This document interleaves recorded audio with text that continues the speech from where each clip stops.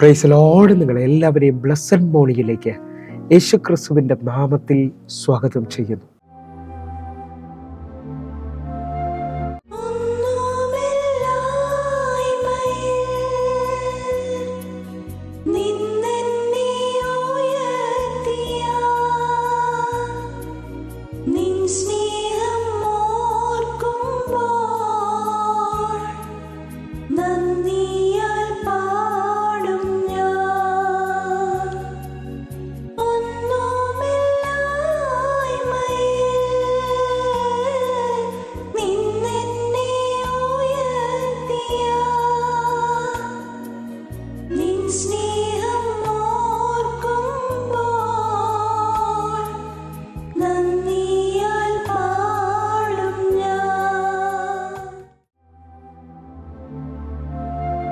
പ്രിയരെ, അനുഗ്രഹിക്കപ്പെട്ട ഒരു പ്രഭാതം കൂടെ നമ്മുടെ ജീവിതത്തിൽ അനുവദിച്ച് തന്ന വലിയവനായ ദൈവത്തെ നമുക്ക് ഒരുമിച്ച് ചേർന്ന് നന്ദി പറയാം.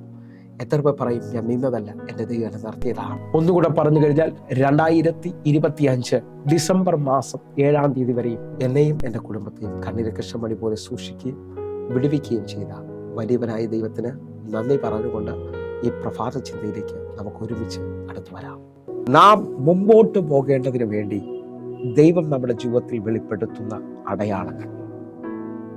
പ്രിയരെ, പ്രാരംഭവാക്യത്തിലേക്ക് വിശുദ്ധ മാർക്കോസ് എഴുതിയ സുവിശേഷം 16-ാം അധ്യായം അതിൻ്റെ 20-ാമത്തെ വാക്യത്തിലേക്ക്.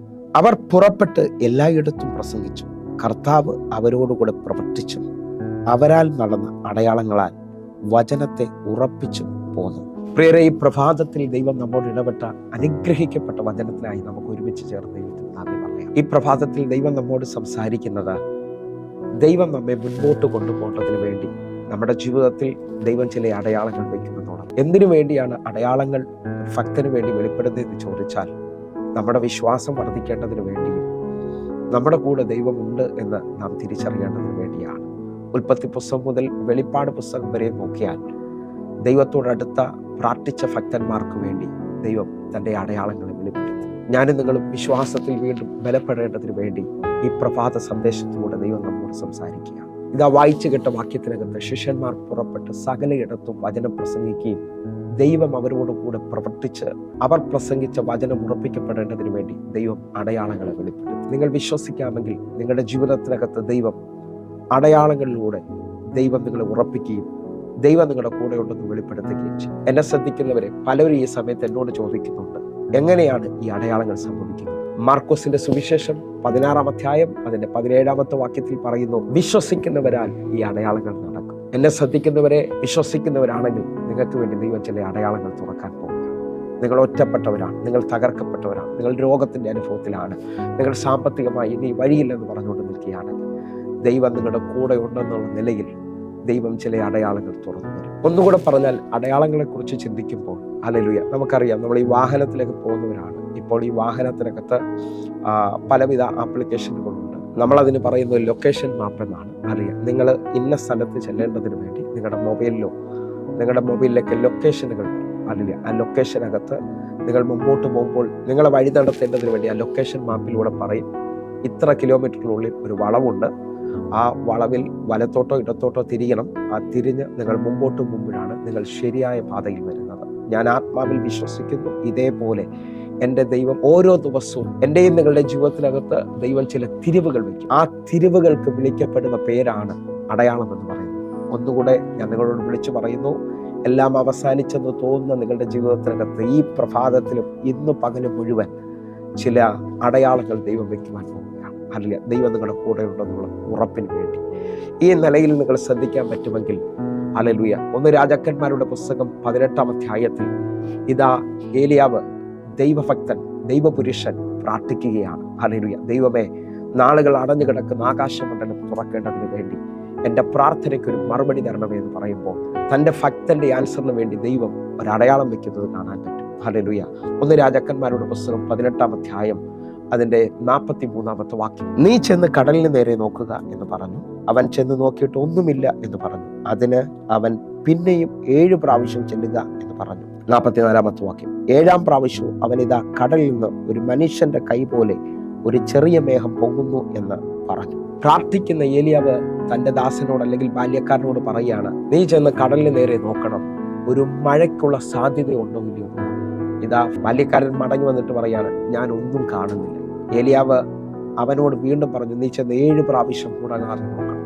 7ാമത്തെ പ്രാവശ്യം നോക്കുമ്പോൾ കൈ പോലൊരു മേഘം പോകുന്നത് കാണണം. ഇതിനെയാണ് അടയാളം എന്ന് പറയുന്നത്. നിങ്ങൾ വിശ്വസിക്കാൻ പറ്റുമെങ്കിൽ നിങ്ങളുടെ ജീവിതത്തിനകത്തും ദൈവം ചില അടയാളങ്ങൾ, പ്രാർത്ഥിക്കുന്ന എനിക്കും നിങ്ങൾക്കും വേണ്ടി ദൈവം കൈ പോലെ ചില മേഘങ്ങളെ വെളിപ്പെടുത്താൻ പോകുകയാണ്. ഒന്നുകൂടെ ഞാൻ നിങ്ങളോട് വിളിച്ചു പറഞ്ഞാൽ, നിങ്ങളായിരിക്കുന്ന പട്ടണത്തിൽ ഇന്ന് നിന്ദിക്കപ്പെട്ട അനുഭവത്തിലായിരിക്കാം നിങ്ങൾ എന്നെ കേൾക്കുന്നത്. ഹല്ലേലൂയ. എല്ലാ നിലയിലും വല്ലാത്ത ഭാരത്തിലായിരിക്കാം നിങ്ങൾ കേൾക്കുന്നത്. അങ്ങനെ കേൾക്കുന്നവരോട് ഇന്നത്തെ വചനത്തെ വ്യക്തമായി ഞാൻ വിളിച്ചു പറയുകയാണ്. ഹല്ലേലൂയ. ഇന്നത്തെ വചനം ഞാൻ നിങ്ങൾക്ക് വേണ്ടി ഒരു പ്രോമിസ് വേർഡായിട്ട് തരികയാണ്. 86-ാം സങ്കീർത്തനം അതിന്റെ 17-ാമത്തെ വാക്യം. എന്നെ പകയ്ക്കുന്നവർ കണ്ട് ലജ്ജിക്കേണ്ടതിന് നന്മയ്ക്കായി ഒരടയാളം എനിക്ക് തരണമേ. യഹോവേ, നീ എന്നെ സഹായിച്ച് ആശ്വസിപ്പിച്ചിരിക്കുന്നുവല്ലോ. എന്നെ കേൾക്കുന്ന ഓരോരുത്തരും ഈ വചനത്തെ മുറുകെ പിടിക്കണം. നിങ്ങളൊരു നിന്ദാപാത്രമാകുവാൻ ദൈവം സമ്മതിക്കത്തില്ല. ഹല്ലേലൂയ. നിങ്ങളുടെ ജീവിതത്തിനകത്ത് എന്തെല്ലാം നിലകളിൽ എതിരുണ്ടെങ്കിലും ഈ വചനത്തെ മുറുകെ പിടിച്ചുകൊണ്ട്, എന്നെ പകയ്ക്കുന്നവർ കണ്ട് ലജ്ജിക്കേണ്ടതിന് നന്മയ്ക്കായി എനിക്കൊരു അടയാളം. ഹല്ലേലൂയ. എൻ്റെ കൂടെ ദൈവം ഉണ്ടെന്നും, ഹല്ലേലൂയ, ഞാൻ ആ ദേശത്തിൽ ജയം പ്രാപിക്കുമെന്നുള്ള ഉറപ്പാണ് ദൈവം വയ്ക്കുന്ന അടയാളം. ഹല്ലേലൂയ. ആ അടയാളങ്ങൾക്ക് വേണ്ടി നമുക്ക് ഒരുമിച്ച് പ്രഭാതത്തിൽ പ്രാർത്ഥിക്കാം.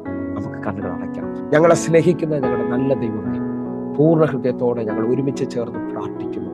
കർത്താവേ, ഇന്ന് എന്നെ കാണുന്ന ഓരോ ദൈവ മക്കൾക്കും മുമ്പോട്ട് വഴി കാണിക്കേണ്ടതിന് വേണ്ടി നന്മയ്ക്കായി ഒരു അടയാളം അങ്ങ് ചെയ്യണം. ഞങ്ങളുടെ കരം വെളിപ്പെടുന്നതിനായി സ്തോത്രം. ഞങ്ങളുടെ വലിയ കൃപ ഞങ്ങൾക്ക് വേണ്ടി വെളിപ്പെട്ടതിനായി നന്ദി. ഒരുമിച്ച് പ്രാർത്ഥിക്കുന്നു. കേൾക്കണം പിതാവേ. ആമേൻ, ആമേൻ. പ്രിയരെ, ഈ പ്രഭാത സന്ദേശം നിങ്ങൾക്ക് അനുഗ്രഹമാകുന്നുവെങ്കിൽ നമ്മുടെ യൂട്യൂബ് ചാനൽ സബ്സ്ക്രൈബ് ചെയ്യും, അതേപോലെ തന്നെ ഫേസ്ബുക്കിലേക്ക് നിങ്ങൾ ജോയിൻ ചെയ്യണമെന്ന് ഓർപ്പിക്കുന്നു. നിങ്ങൾക്ക് ഈ കാണുന്ന നമ്പറുകളിൽ വിളിച്ച് നിങ്ങളുടെ പ്രാർത്ഥന വിഷയങ്ങൾ അറിയിക്കുവാൻ കഴിയും. എങ്കിൽ എല്ലാ ദിവസവും വൈകിട്ട് 6 മണിക്ക് നമുക്ക് സൂമിൽ ആരാധനയുണ്ട്. നിങ്ങളെ ഞാൻ ക്ഷണിക്കുന്നു. കർത്താവ് നിങ്ങൾക്ക് വേണ്ടി വലുത് ചെയ്യട്ടെ. അടുത്ത ദിവസം കാണുമ്പോഴേക്കും കർത്താവ് നിങ്ങളെ മാനിക്കട്ടെ. God bless you. ആമേൻ.